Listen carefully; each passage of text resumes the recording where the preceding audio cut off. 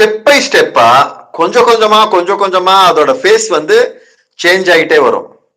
முதல் தடவை அது கேட்கும்போது அதோட ஃபேஸ்ல வந்து எக்ஸ்பெக்டேஷன் மட்டும்தான் இருக்குமே தவிர எந்த வகையான துக்கமோ அழுகியோ இருக்காது.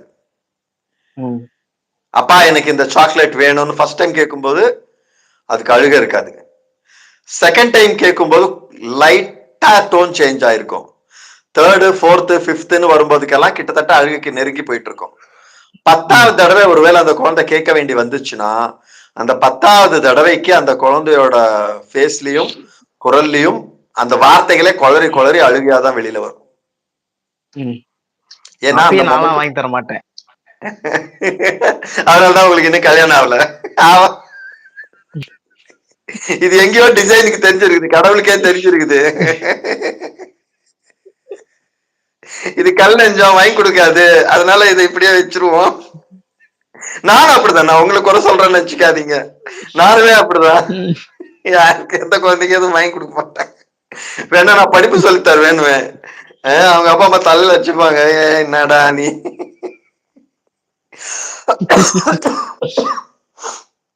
₹5 கொடுத்து சாக்லேட் வாங்கி கொடுத்துதான் போயிருக்கோம். 1/2 மணி நேரம் மொக்க போடலான்னு பிளான் பண்றியா நீன்னு இருப்பாங்க.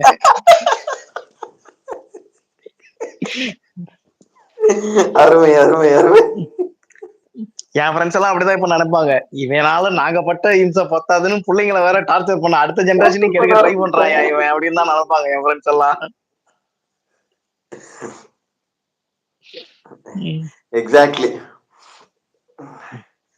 சோ அண்ட் என் ஃப்ரெண்ட்ஸும் அப்படிதான், அவங்களுக்கு தெரியும். தங்க மீனை பெத்த என்னோட சில நண்பர்கள் அவங்களுக்கு தெரியும், அவங்க எல்லாம் அந்த நிலையில தான் இருக்கிறாங்க.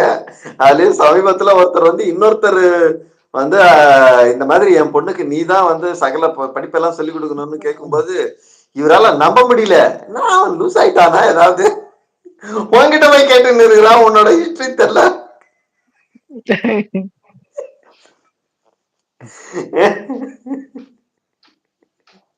பைத்தியம் ஆயிட்டு தான் வெளில வரப்போறது ப்ராடக்ட்.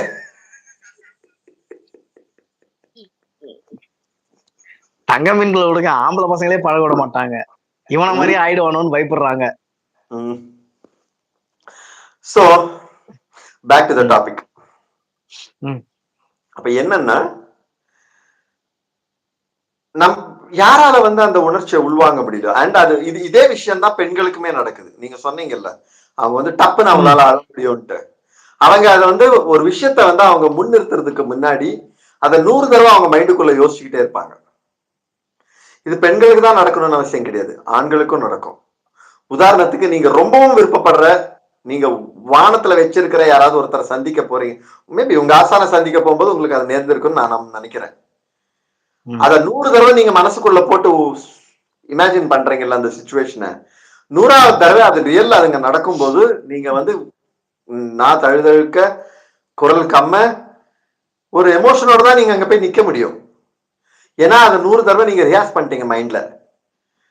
ஒவ்வொரு பெண்ணும் அவங்க பேசக்கூடிய, அவங்க சொல்லக்கூடிய, அவங்க முன்னிறுத்தக்கூடிய விஷயங்களுக்கு, வேட்கைகளுக்கு 100 தடவை 1000 தடவை யோசிக்கிறாங்க. ஒரு வார்த்தை பேசுறதுக்கு முன்னாடி அவங்க 10 தடவை அது மைண்டுக்குள்ள ரொட்டேட் பண்றாங்க. அது முதல் தடவை ரொட்டேட் பண்ணும்போது அது பகுத்தறிவிலேயே தோன்றுது, பகுத்தறிவிலே தோன்றதான் அது இருக்கு. ஆனா 2வது, 3வது, 4வது ரிப்பிட்டேஷன்ஸ் போக போக போக போக என்ன ஆகுதுன்னா அதுக்கு உணர்ச்சி கூட ஆரம்பிச்சுது.